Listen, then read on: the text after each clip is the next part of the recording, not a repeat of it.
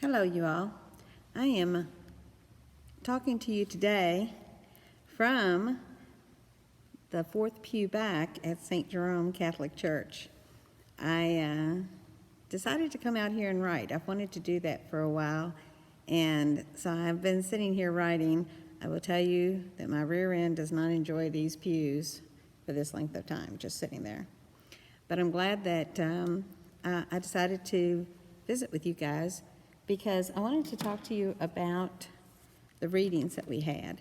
I did a blog post, so I hope that I don't duplicate that. But the gospel reading was the story of Martha and Mary. And most people know that story, but it's basically that Martha is the sister who takes care of everything. She is the hospitable sister, I guess, and that she is the one who comes to Jesus and says, "You need to tell Mary to help me. Mary won't help me in the kitchen, and I've got all these people to take care of, and she's not helping me." And it threw me back to a time and place where I was with my sister, because I think that we sort of live the Martha and Mary life without knowing it. My sister is the most hospitable person you will ever meet. If you walk in her door, she is going to say, "What can I get you?" "Oh, you don't want anything? Are you kidding? I've got a refrigerator full of stuff." And I'm thinking, how can you keep a refrigerator full of stuff? I have nothing in my refrigerator. But she is, she's just so very hospitable, and has been her whole life. And I remember a time when she would say, "Mom, make Cindy help me." And I'd just be sort of like sneaking away because I wasn't going to help her. I had no intention of helping her. And so, I guess I was the bad sister in that respect. But I was always totally intrigued with what was going on, why people were there, and I could sit and listen to grown-up conversations for hours on end. And I guess I'm just really grateful that my parents didn't have a whole lot of friends who cussed and that kind of thing. Although I do remember my grandmother, my great aunts. I mean, they didn't sugarcoat anything, and if they had something to say, they would say it right then and there, right in front of you. So that's the thing that I remember about growing up with that. I mean, I would listen to the conversations, and I wouldn't contribute to the conversations in any way. I wasn't interested in that, but I really feel like I was born an old soul, and I wanted to be a part of that. I didn't want to play with the kids, even though, if the kids came around, I would play with them some. But most of the time, I'd end up back with where the adults were and listening in on their conversations. And to this day, I couldn't tell you what they were talking about. I don't know anything about what they were talking about. But Mom would always tell me, to go help Kim.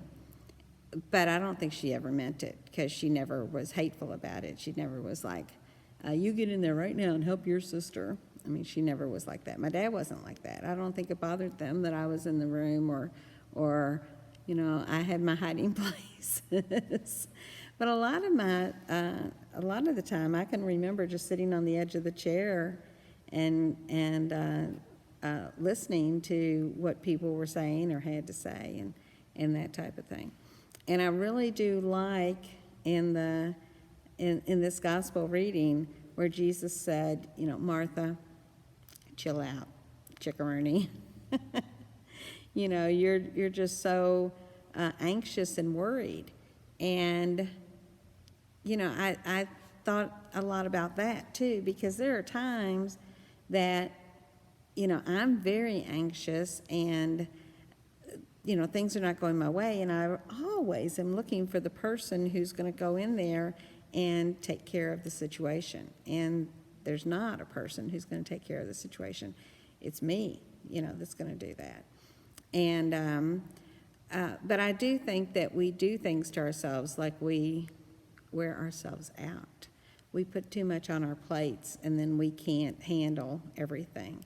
Some of the worst meltdowns that I've had that my youngest daughter Katie has had is because she envisioned this grand party, this grand event, and then it didn't come off the way she envisioned it. Even if it came off well, it wasn't exactly the way she wanted it. And so I can remember her just having a nothing but a meltdown, and I can remember having a meltdown that it just wasn't exactly what I wanted it to be. So that should tell me something about event planning or something like that. That it's just not as great as I want it to be. But it's true that we have to be reminded that that sometimes we need to let Jesus serve us, as Father Darrell said. Let him be the one who feeds us with his word, which has lasted over 2,000 years, that his word will do more for us than letting us fix spinach dip or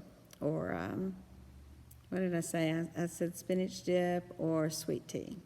Those are the staples if you have people come over. And I never make sweet tea, but if I have people come over, I stress out about how sweet my tea is.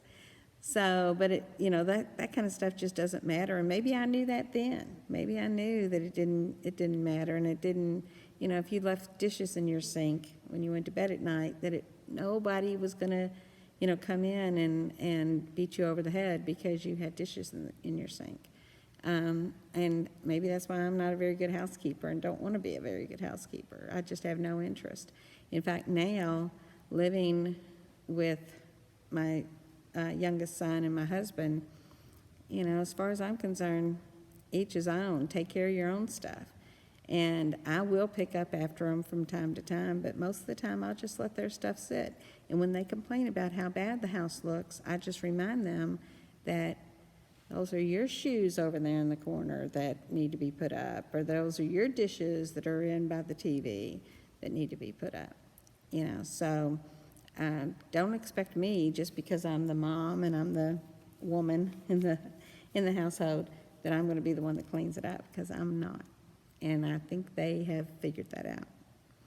So I'm going to leave. Oh, no, one other thing when talking about being anxious.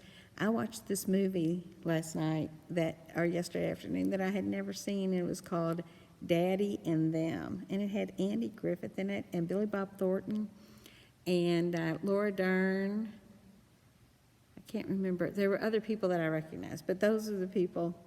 Anyway, the mother, after they had all gotten into this big old fight, and they came back to the house, I guess, and the mother's just sitting there crying, and the son is like, "Well, Mama, why are you crying?"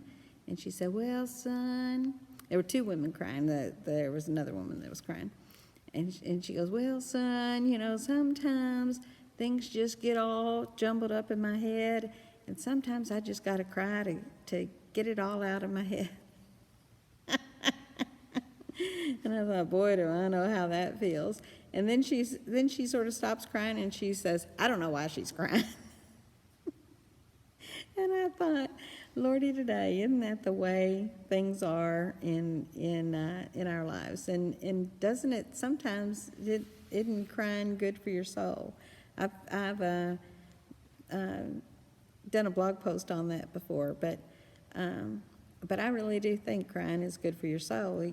Sometimes it's the only thing you have, and it just gets it out of your head, just sort of like writing gets it out of my head. And there are times I've just got to get what's in my head out. So so there you have it. So if I come by your house this week, you don't have to be hospitable to me, but I will want to be in on your conversations. And if you come by my house, I'll ask you to just ignore the dirt and the dust and the dog hair. Got a lot of dog hair there right now, and I'll invite you in, and fix you maybe some sweet tea. But I got a lot of wine, so I'll let you have some wine too. But I'm glad I got to talk to you today, and I hope that you have a good week. Talk to you soon. See ya.